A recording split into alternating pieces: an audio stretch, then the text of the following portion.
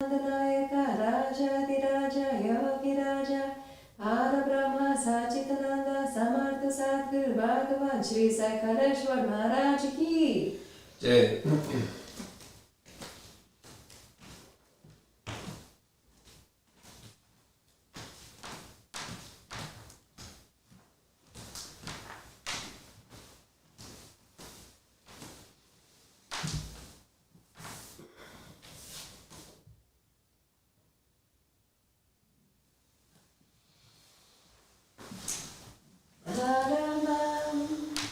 Bhavitam Bhavaha Vibhutim Paramam Vichitram Leelam Vibhutim Paramahanta Ishtartamoksha Pradatam Bhavaha Vibhutim Nilamasayami Sai Baba Vibhutim Satatam Smarahami Shirdi Sai Vibhutim Manasa Smarahami.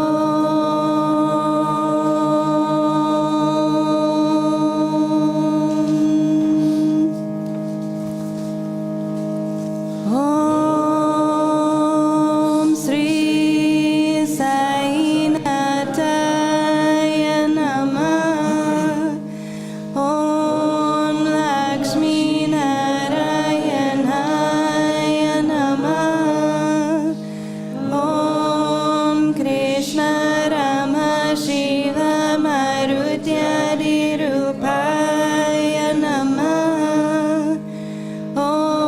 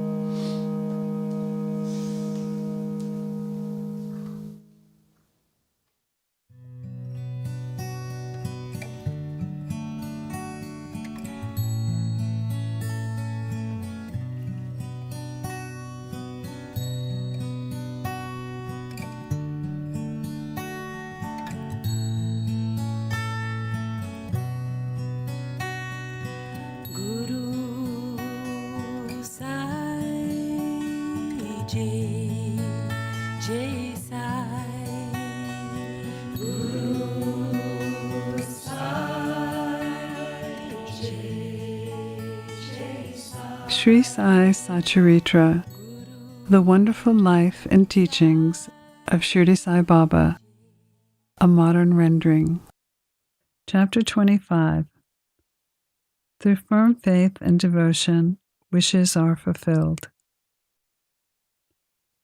We begin this chapter bowing with all our 8 limbs to Sai Baba, who is an ocean of mercy, God incarnate, who is Parabrahman and the great Yogeshwara, the Lord of Yoga.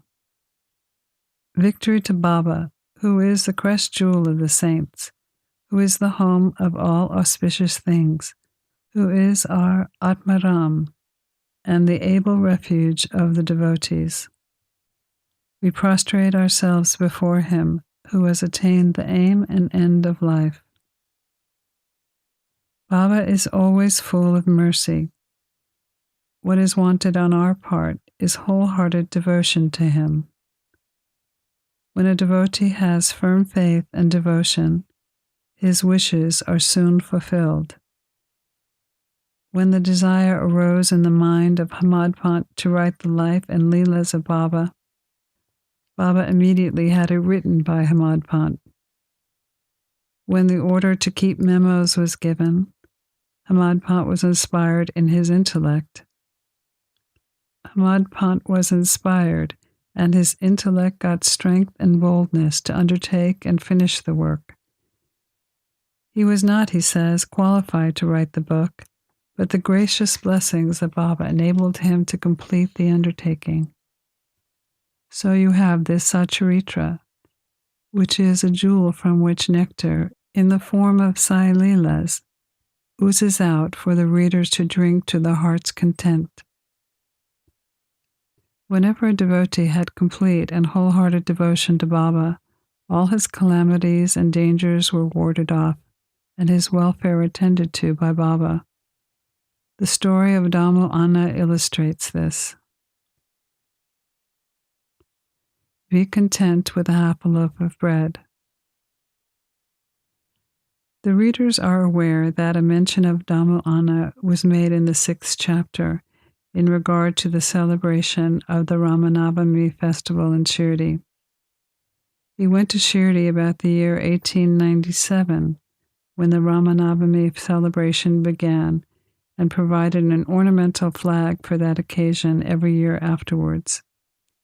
He also fed the poor and the fakirs that came for the festival. A friend of Damu's from Mumbai wrote him suggesting they should enter into a cotton speculation business, which would bring them about 2 lakhs rupees as profit. The broker wrote that the business was good and involved no risks, and that the opportunity should not be lost. Damu's mind was wavering. He couldn't quickly decide whether to venture in this speculation. He thought about it, and as he was a devotee of Baba, wrote a detailed letter to Shama, giving all the facts, and requested him to consult Baba to get his advice. Shama received the letter the next day, and at noon brought it to the masjid and placed it before Baba. Baba asked Shama what the matter was and what the letter was about. He replied that Damu wanted to consult him about something. Then Baba said, "What does he write and what does he plan? It seems that he wants to catch the sky, and that he is not content with what God has given him. Read his letter." Shama replied, "The letter contains just what you said. O Deva, you sit here calm and composed and agitate the devotees. When they get restless, you draw them here, some in person and others through letters. If you know the contents of the letter, why do you press me to read it?"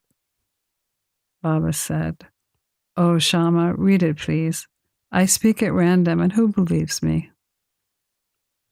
Shama read the letter. Baba listened to it attentively and said, "Damu has gone mad. Write to him in reply that nothing is wanting in his house. Let him be content with the half loaf of bread he has now, and let him not bother himself about lacks. Shama sent the reply, which Dhamma was anxiously awaiting. Reading it, all his hopes and prospects about lakhs of rupees profit were dashed to the ground. He thought he made a mistake in consulting Baba. But as Shama hinted in the reply, there was always much difference in seeing and hearing, and that he should come to Shirdi and see Baba. Dhamma thought it advisable to go to Shirdi and consult Baba personally about the affair. So he went to Shirdi and prostrated himself before Baba, and then sat shampooing his legs. He had no courage to ask Baba openly about the speculation. In his mind, he thought it would be better if some share of the business be assigned to Baba. If Baba were to help him in this transaction, he would surrender some share of the profits to him. Dhamma was thinking this secretly, but nothing was veiled from Baba. Everything past, present, and future was as clear to him as the amalaka fruit in hand. A child wants sweets, but its mother gives bitter pills. The sweets spoil its health, while the bitter pills improve it. So the mother, looking to the welfare of her infant, coaxes it and gives it bitter pills. Baba, kind mother as he was, knew the present and future prospects of his devotees, and reading Dhamma's mind, spoke to him openly. Bapu, I do not want to be entangled in such worldly things. Seeing Baba's disapproval, Dhammu dropped the enterprise. Then Dhammu thought of trading in grain, rice, wheat, and other commodities. Babu also read this thought and said to him, You will be selling at 7 seers a rupee and buying at 5 seers a rupee. So this business was also given up. The rise in grain prices kept up for some time, and Baba's prophecy seemed to be false. But a month or two later, there was abundant rain everywhere, and suddenly the prices fell. Those who stored grain suffered a severe loss. Dhamma was saved from this fate. Needless to say, the cotton speculation also collapsed, with a severe loss to the investors. After seeing how Baba saved him from 2 severe losses in cotton and grain speculations, Dhamma's faith in Baba grew strong, and he remained a true devotee long after Baba's passing. Mango Miracle. Once a parcel of about 300 mangoes was received in Shirdi. A revenue collector named Raleigh had sent the parcel to Sai Baba from Goa. When it was opened, all the mangoes were found in good condition and were put in Shama's charge. Only 4 were kept aside and placed in a pot by Baba, who said, These 4 fruits are for Dhammu. Let them lie there. Dhammu had 2 wives and no children. He consulted many astrologers and studied astrology himself to some extent. He believed that there was an inauspicious planet in his horoscope. There was no prospect of a child for him in this life. But he had great faith in Baba. When he went to Shirdi to worship Baba, 2 hours after the arrival of the mango parcel, Baba said to him, Though people are looking for the mangoes, they are Dhammu's. He who they belong to should eat and die. On hearing these words, Dhammu was shocked at first, but Malasapati explained to him that death meant the death of the little self or ego, and to have eaten it at Baba's feet was a blessing. So Dhammu said he would accept the fruits and eat them. But Baba said to him, Do not eat them yourself, but give them to your junior wife. This Amra Leela will give her 4 sons and 4 daughters. This was done, and in due course Baba's words turned true, and not those of the astrologers. Baba's speech established its worth and greatness while he was living in the flesh, but wonder of wonders, it did the same even after his passing away. Baba said, "Believe me, though I pass away, my bones in my tomb will give you hope and confidence. Not only me, but my tomb will also be speaking, moving and communicating with those who surrender themselves wholeheartedly to me. Do not be anxious that I will be absent from you. You will hear my bones speaking and discussing your welfare.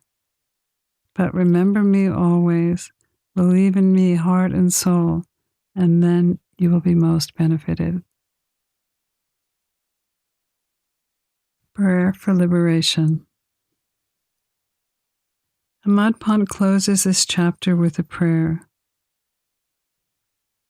O Sai Sadguru, the wish-fulfilling tree for devotees, let us never forget and lose sight of your feet.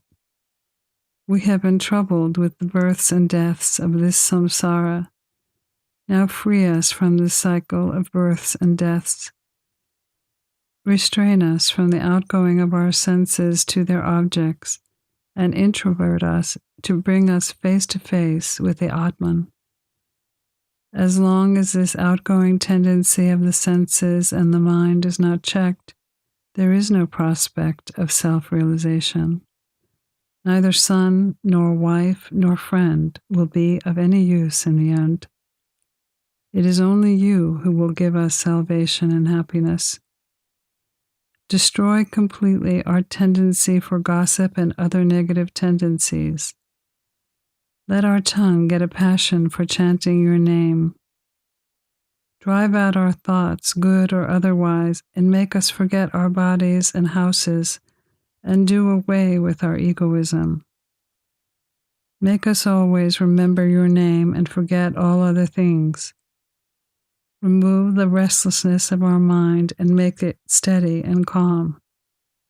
If you just hold on to us, the dark night of our ignorance will vanish, and we shall live happily in your light.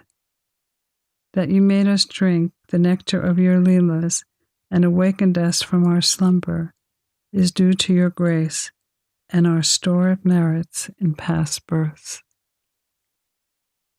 In this connection, the following excerpt from Dhamma Anna's full statement mentioned above is very worthy to read.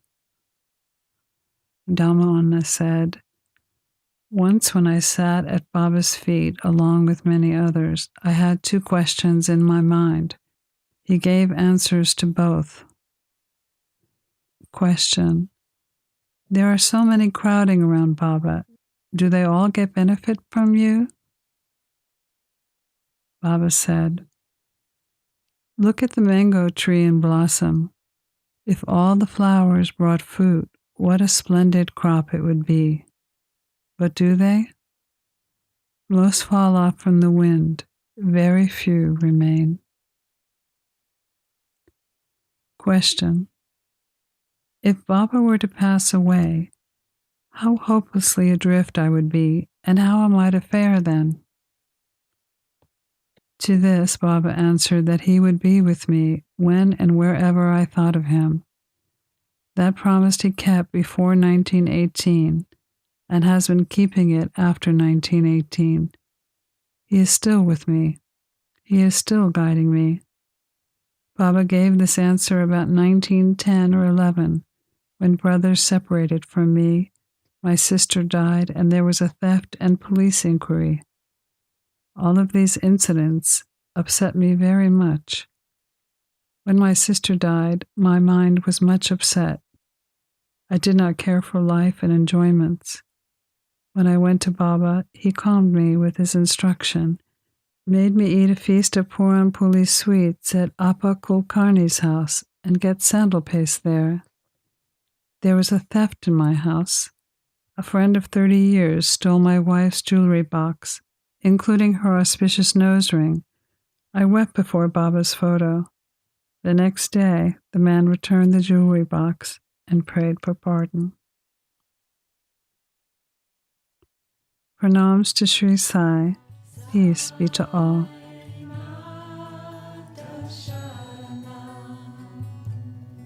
You've been listening to a modern rendering of Hamad Pant's The Sri Sai Satcharitra, the wonderful life and teachings of Shirdi Sai Baba, edited and narrated by Monica Penacanda. For more content like this online, please go to divinelineage.org, SaiFamily.org, and peacefires.org. To learn more about Monica, please go to monicapenacanda.org.